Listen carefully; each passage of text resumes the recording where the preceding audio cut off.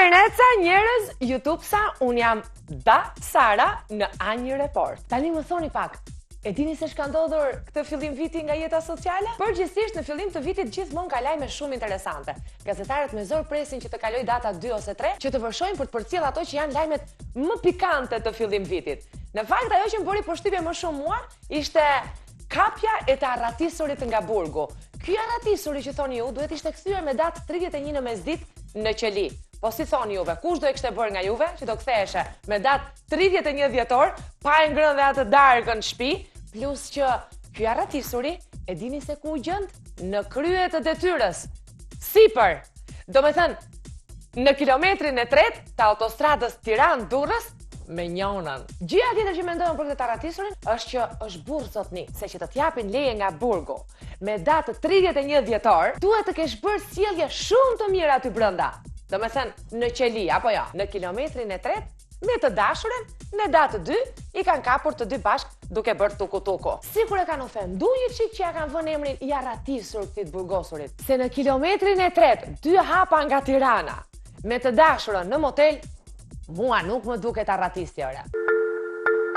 Ndërsa një tjetër lajm që na e shitën mediat sikur të ishte super lajmi i këtij fillim viti, ishte ndalesa e një kroçere në vendin ton, në Shqipëri. Sigurisht që do gëzohemi ne kur na ndalojnë turistët në Shqipëri, pavarësisht e propagandën e bëjmë sikur turren turistat gjithë për të pak të Shqipërinë ton faktikisht. Se ajo që më vjen natë mua është që kështu ja bëjmë gropën vetes ne shqiptarët. Kroçera vinte nga Mali i Zi, ndalonte në Shqipëri dhe pastaj do të shkonte në Greqi. Po me sa di unë nga Bregdeti, rruga kështu është. Çka do të thotë që me kaq e bukur sa është Shqipëria, pse këta turistët nuk duhet të ndalonin edhe në vendin tonë?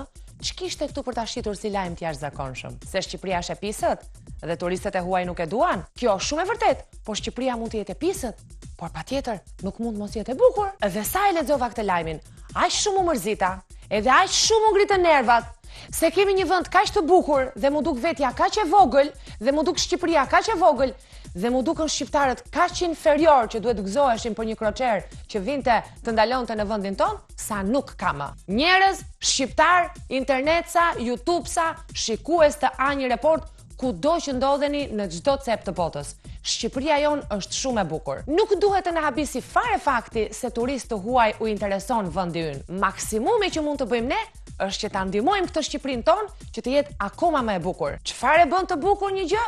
Sjellja. Çfarë bën të bukur dhe njeriu? Sjellja. Silluni mirë dhe mbajeni Shqipërinë të pastër. Edhe turistët pse s'do vinë? Do vinë që ç'kem atë. Meqense ne shqiptarët jemi shumë, po shumë keq për polica, edhe për shërbim policor se ta shpiv, shteti ka hapur një aplikim emergjent për të bërë polic.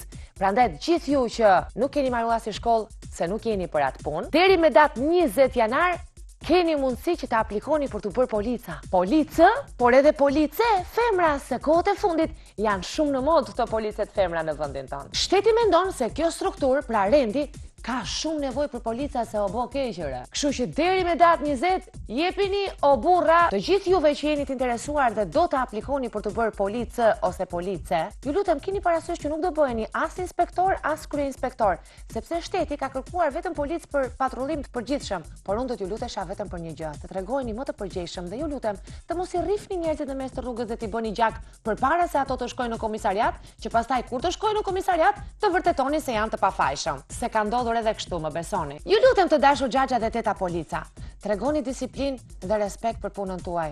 Mos na keq trajtoni, ju lutem. Lajmi për aksidentin e legjendës së garave me makina Michael Schumacher na tronditi një çik të gjithëve, me thënë të drejtën. Por ajo që më tronditi mua më tepër ishte lajmi që mësova këto ditët e fundit, që në fakt Michael Schumacher është aksidentuar duke tentuar të shpëtojë një vajzë. Për të ndihmuar vajzën e vogël, Schumi është larguar rreth 20 metra nga zona ku duhet të bënte ski, duke kaluar kështu në një zonë pak më të rrezikshme. Zgjodha ta hap rubrikën së fundit showbiz me këtë lajm sepse Michael Schumacher është një personazh shumë i dashur, jo vetëm për ata që e duan garen me makina, por edhe për të gjithë njerëzit në përgjithësi. Michael Schumacher është nga ato personazhe publike që ka ditur ta menaxhojë shumë mirë të qenit të tij personazh publik. Asnjëherë asnjë gjë nuk është thënë nga mediat që mund të shkonte ndesh me personazhin e tij, që mund ta cënonte disi. Pjesa që e bënte edhe më tragjike këtë aksident është fakti se Michael Schumacher, pasi kishte evituar përplasjen me një shkëmb, ai ishte përplasur me një shkëmb tjetër, të cilin nuk e kishte vënë re për të humbur më pas kontrollin. Michael Schumacher meriton vërtet edhe këtë herë që ta fitoj garën, këtë herë me vdekje.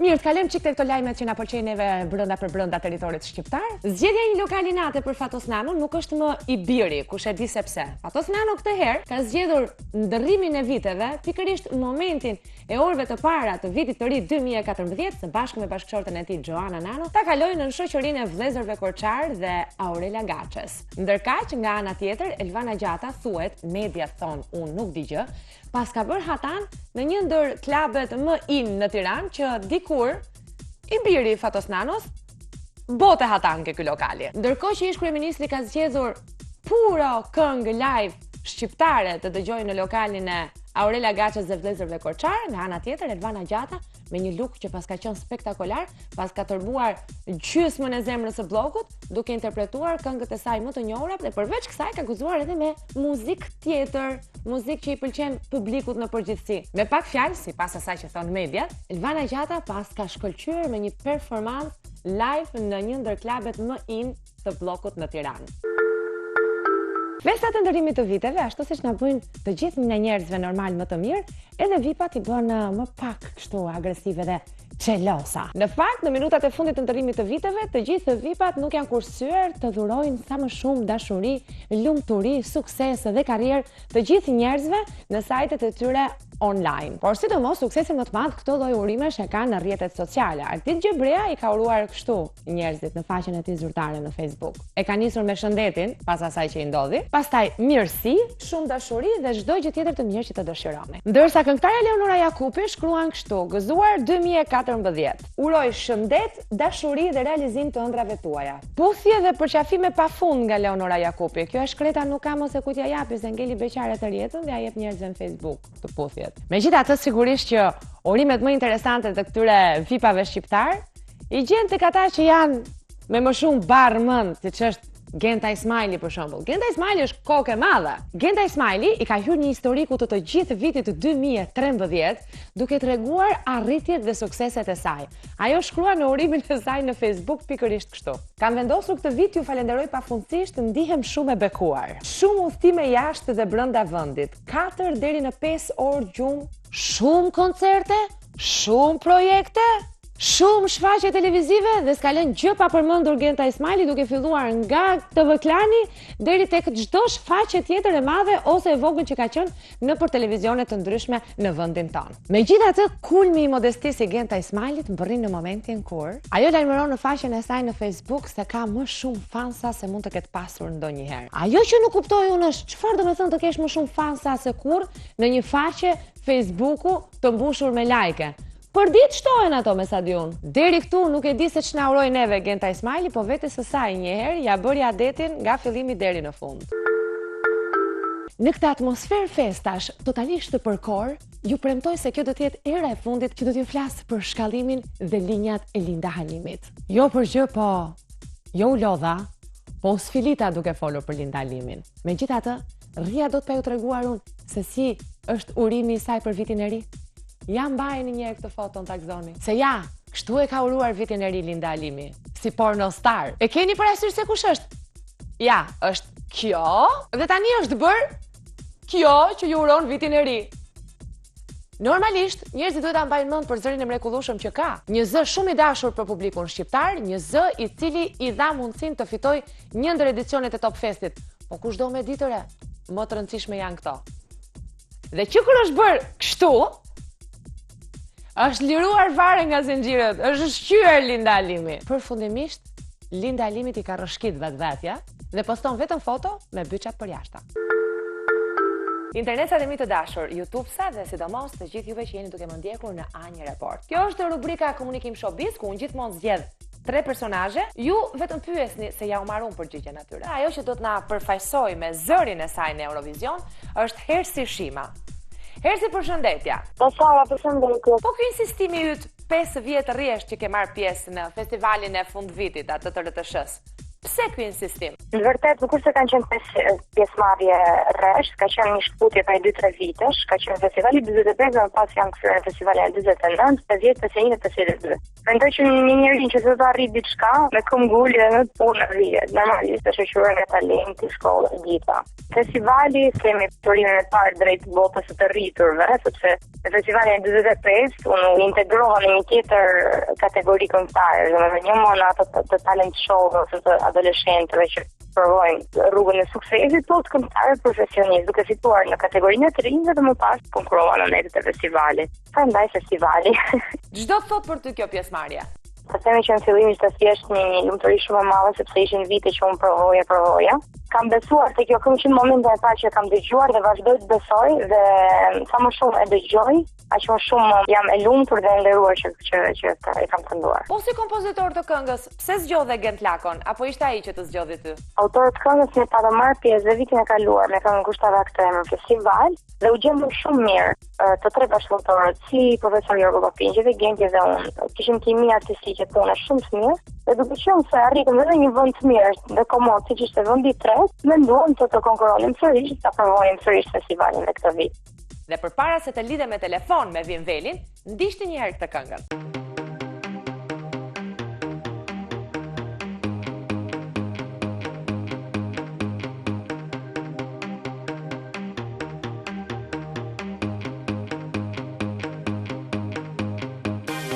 Ndjej se më mungon vështirë vetës t'ja pranoj, unë ndjej që të kam jetë.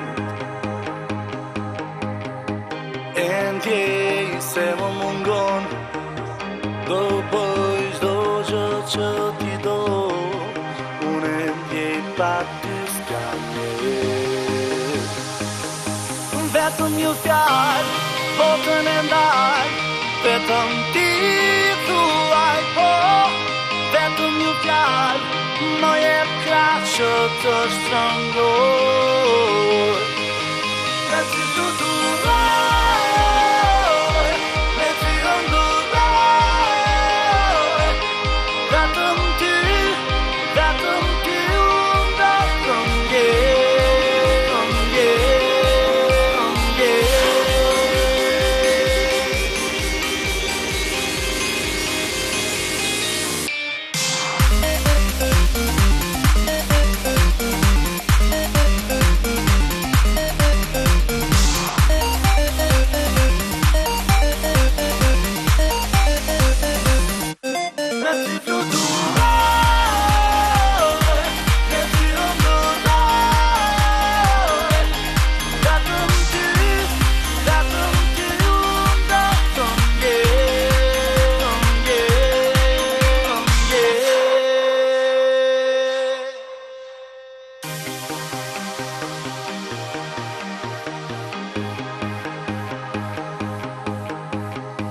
Kjo rrugë jo nuk më lot, pa fund unë për ty kërkoj, unë e ndjej që të kam jetë. Asgjë nuk më ndalon, pa ty shpirtin e kam bosh, unë e ndjej që të kam jetë. Vetëm një fjalë botën e ndaj, vetëm ti thuaj po, vetëm një fjalë më jep krah që të shtrëngoj. Me ty fluturoj, me ty ëndërroj, vetëm ti unë do të ndjej.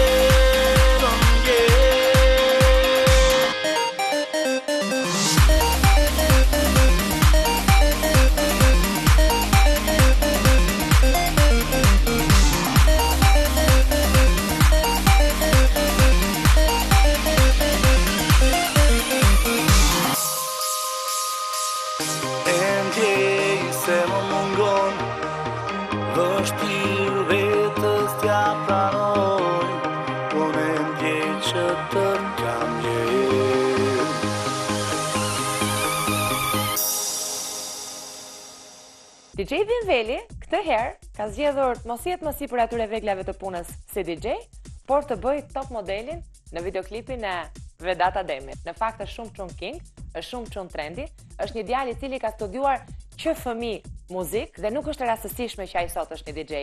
Por në këtë videoklip që ju sapo pat, Vinveli, me thënë të vërtetën, nuk është vetëm çuni i katalogut i videoklipit, por është edhe një prej autorëve të kësaj kënge. Pra është një bashkëpunim i Vinvelit së bashku me Vedata Demi. Vini, përshëndetje. Sa kemi? Po më duket sikur ke filluar të ngjitesh një nga një ato shkallët e karrierës.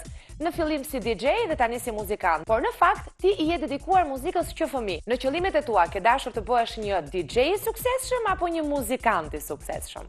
Ishte DJ, të është edhe producent, kështu që i kesh të dyja nuk është keq, por që edhe më pëlqen prapë të jem DJ. Po me Vedatin, si u puqët?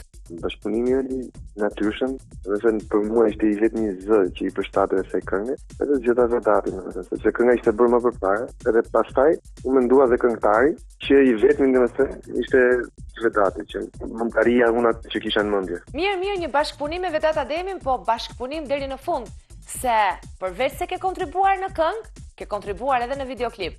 Ta kanë mbush mendjen që je çun king, ë?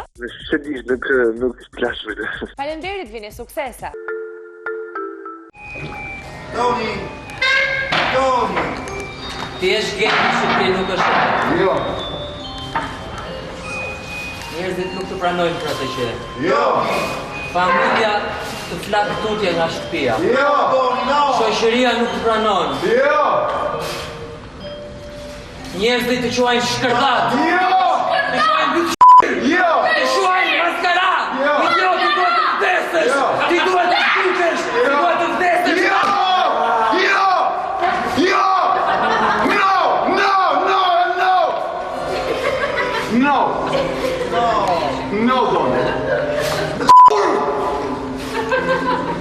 Por, Toni! papritur shirë. Vjen një moment që ti e kupton se ke gjithë forcën për brenda për të ndryshuar realitetin korrekt.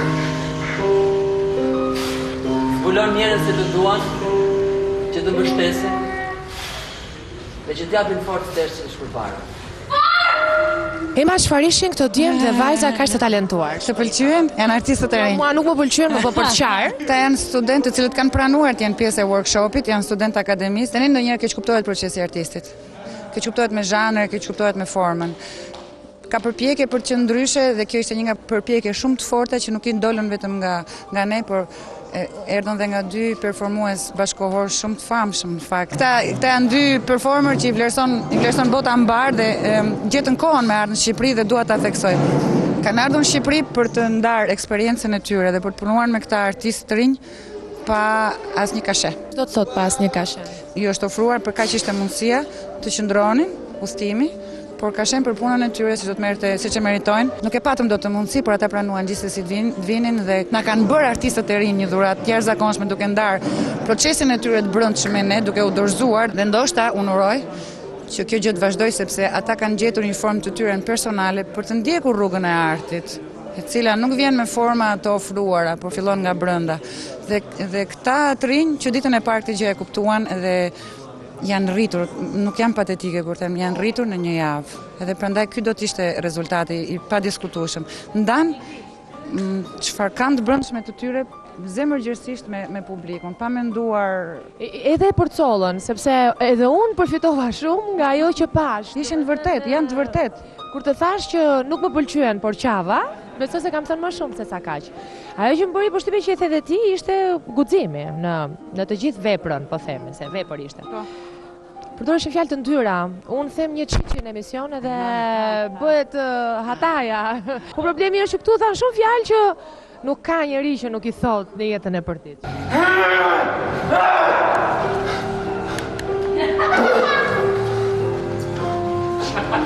Kjo ishte zemra ime dikur.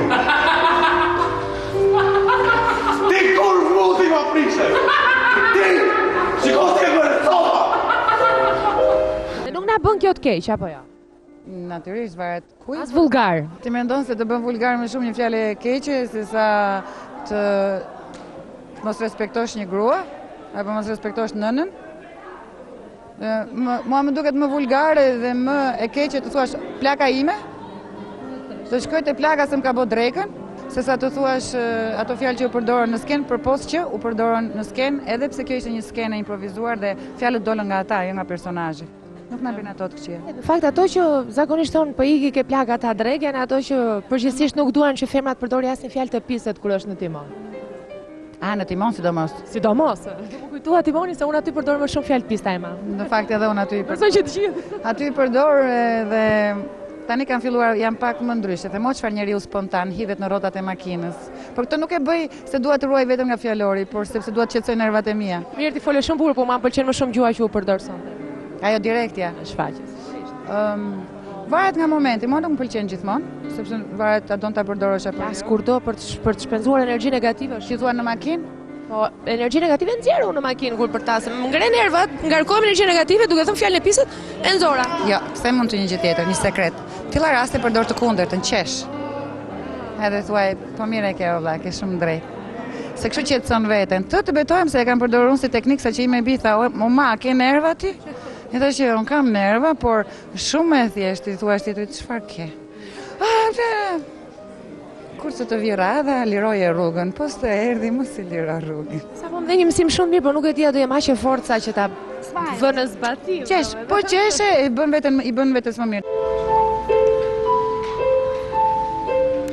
Kështu e shohin botën kur vjen në dashuri. Ku ti flasun për dashuri? Ti të flasë shumë mirë. Edhe në qëse me kokë poshtë. Zë! Nuk e kam ditë do njerë. Më fort! Nuk e kam ditë do njerë! Këta janë kaq të mirë se janë akoma student. Jo, mund të jenë po aq të këqin edhe sepse janë student. Studentët varet çfarë terreni u jep. Të rinjve varet në çfarë terreni kërkon ti rrisësh. Me shembullin tënd dhe me mënyrën tënde të komunikuarit. Për këtë unë jam e sigurt. Ata janë kaq të mirë because of you, Emandre? Jo because of me, my darling. Ata e kanë potencialisht të mirën e zemërgjërsinë dhe artistin brenda. Në këtë rast, në grupi ynë, pra Andrea, Verena, më shumti dhe unë, krijuam atyre mundësinë për të shprehur më të mirën e tyre dhe po të shikoj, jam e sigurt të ngelen shok për gjithë jetën. Unë kur dëgjova veprën dhe të thash qavas, ishte se ndja veten shumë të rritur edhe isha larguar shumë, ja kisha kthyer shumë kurrizin të kuqes. Në fakt që manipulojmë veten, që përshtatemi edhe kur nuk duam. Artit ndihmon të mos ta bësh të gjën. Ndoshta kjo është ajo që ne quajmë mbetemi fëmijë. Mbetesh fëmijë do thotë pikërisht kesh akoma kuriozitetin, besosh akoma tek dashuria, besosh akoma tek ndjenjat, tek njerëzit që të rrethojnë, tek fjala e dhënë. Edhe kur zgënjesh pafund. Me sa shumë gjëra të bukura po merresh. Po them Dancing with the Stars është një filozofi tjetër dhe unë erdha pash sonte një gjë tjetër. Kjo është bota ime. Që është e bota jote, këtë desha të thosha. Bota ime është krejtësisht kjo. Totalisht. Aty ku është thelbi im, unë kam tentu performancat kohë më parë dhe jam o quajtur artiste snobe, kam marrë shumë epitete të tjera, kam bërë performanca me shpenzimet e mia. Kam sjellë autore të panjohura, deri në atë kohë që është bërë performanca, forma të ndryshme, materiale të ndryshëm, të cilat ishin dhe sot mbeten kontemporane, pra bashkohore. Dhe kanë pas atë eko që pati dhe kjo shfaqje, pra me pak spektatorë për të cilët do donin të rishiknin që vlerësonin krejt. Prandaj unë them që nuk ka shumë rëndësi se sa shumë mbushen sallat. Nuk kanë rëndësi të ketë tifoz arti. Ishin shumë pak këtu, po unë ndjeva vetëm shumë të mbushur në këtë shfaqje. E njëjta gjë ka ndodhur në shfaqjet e mia, më shumti kjo ka ndodhur.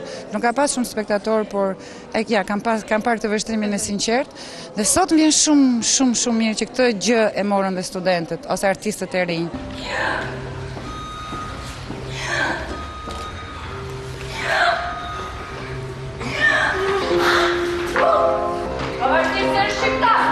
Shqiptar!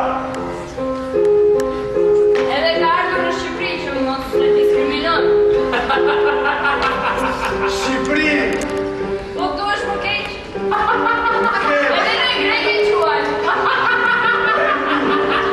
Jam shumë e futur te gjendja e të kuqes dhe dashurisë dhe më kujtua që ti dhe një herë tjetër më ke kthyer te dashuria shumë bukur mua me shprehjen që unë dashuroj sepse mundem.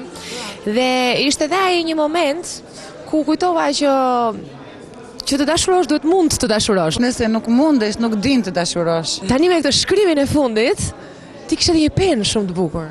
Faktën ky ka qenë komenti, ky ka qenë komenti që njerëzit kanë bërë, ata që nuk i ka interesuar shumë se është mbajtur një krah apo jo, sepse ato që u mërzitën se mbajte një krah dhe jo një tjetër, janë të gjitha mendime subjektive. Jam në kamera, ky është keq kuptim.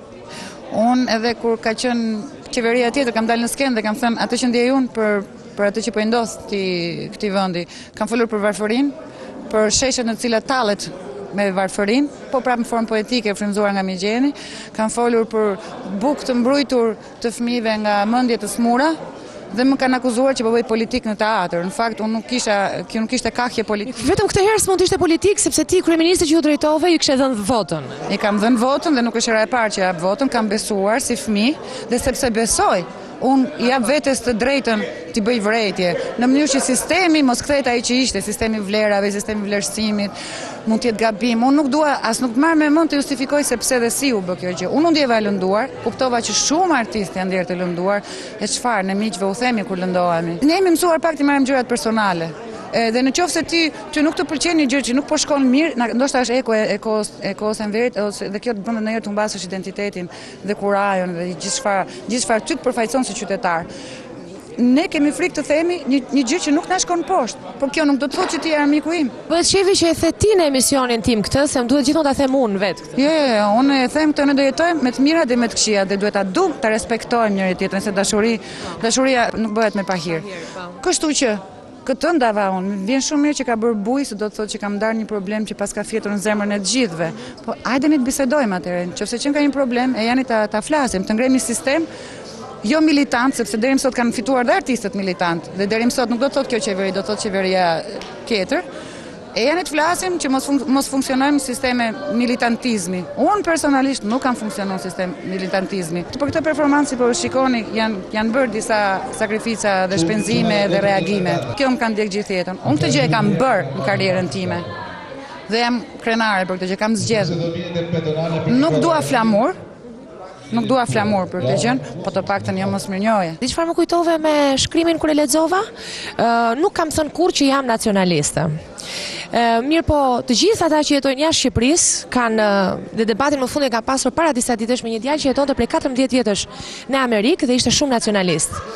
Edhe pastaj më dënoi sepse unë nuk isha nacionaliste. I thash po unë rropatem për ditë për këtë vend, për cilën nuk jam nacionaliste. Unë punoj në kushte mizerabël punës. Gjitha institucionet ku bëhet art është ftohtë, nuk ka kusht. Mos flasim për pagesat, sepse duhet ndonjëherë quhet si ankesë, por do të shikoni që unë do të marr një ekonomist dhe të bëj gjithë llogarinë e investimit që bën artisti dhe asaj që fiton. Kam përshtypjen që investon artisti për këtë vend.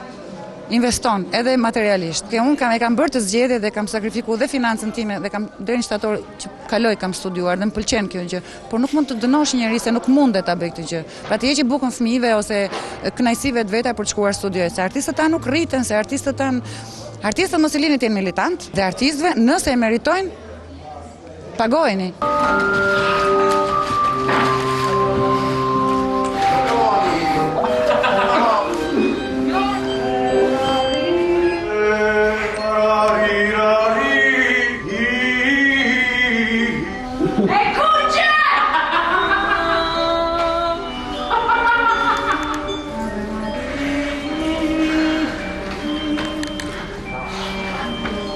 Pash këta të rinj sonte që mendova janë student, janë kaq të talentuar, pra ne kemi aktorë shumë të talentuar.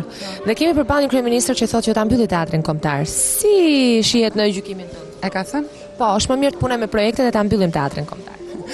Dgjoj, le ta bëj këtë eksperimentim, se nuk e kam parë këtë platformë por uroj që kjo të jetë zgjidhja për të ngritur cilësinë, për ta bërë artin pjesë të përditshme të shqiptarëve, për ta bërë pjesë të jetës së përditshme të shqiptarëve. Uroj që kjo zgjidhje të jetë ajo që do t'i vlerësonte artistët, do të ngrinte lart vlerat. Unë kam dyshime nëse zgjidhjet janë të tilla drastike. Vlera nuk do të ndryshoj nëse ti bën një zgjidhje drastike dhe thua e mira dhe e keqja. Unë kam këtë përshtypje. Të ulet pak edhe ndoshta të shikoj një zgjidhje që të ndrojë sistemin e të menduarit dhe sistemin e të bërit teatr, me që po flasim për teatrin, që të shkoj teatri aty. Si gazetare kulture që kam ndjekur të paktën dekadën e fundit, më shumë se 10 vjet në fakt, kam ndjekur shfaqje pafund që janë zhvilluar në teatrin kombëtar, po dhe problematikat që pastaj një gazetar ka për detyrë t'i marrë dhe t'i shesi dhe t'i shfaqi, kryesisht si ato janë, me aq mundësi sa neve kemi. Ajo që nga pikpamja ime i duhet domosdoshmërisht teatrit kombëtar, për këtë dua mendimin tënd, është më mirë t'i hapen dyert aktorëve të tjerë përveç atyre që janë plakur aty se sa. Unë e kam kriju vetë hapësirën time. Nuk më kam pas nevojën për të hap teatrin kombëtar, për të hequr ca, për të marrë ca. Çdo njeri tregon vlerën dhe pastaj gjen vetes vendin. E rëndësishme është mos mbyllen dyert. Mos mbyllen dyert hermetikisht, dyert bunkerësh për dhe për të rinjt. Por që të heqësh ca, që të marrësh sa të rinj, që do të jetë e njëjta gjë.